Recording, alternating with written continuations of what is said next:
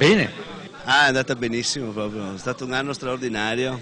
Il 2009 annata indimenticabile. Ci si consola così, con un po' di amara ironia, qui a Zelarino. Al centro Cardinal Urbani si sono dati appuntamento i rappresentanti delle categorie economiche e produttive. Ospite d'onore il ministro Rotondi. E la crisi naturalmente morde di più dove c'è un tessuto imprenditoriale, quindi è normale che qui si senta maggiormente, così come il trend che dall'America ci raccontano di ripresa, loro dicono rapida, noi siamo più prudenti, naturalmente anche in positivo si sentirà prima qui.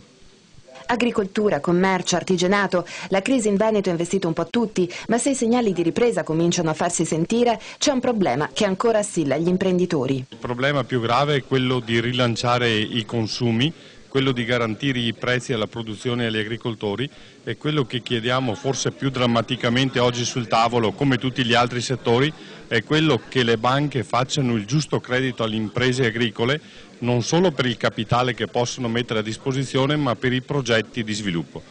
Il primo passo per aiutare le imprese dunque è l'accesso al credito, imprescindibile per iniziare anche solo a pensare al rilancio dell'economia. Anzitutto esigendo dalle banche a cui abbiamo dato garanzie che esprimano tutta la loro capacità professionale di servire il cliente. Noi riceviamo principalmente una protesta, una lamentela. Ci dicono gli imprenditori: voi avete salvato le banche, ma le banche non salvano noi. E dietro il lamento un po' qualunquistico c'è una verità profonda.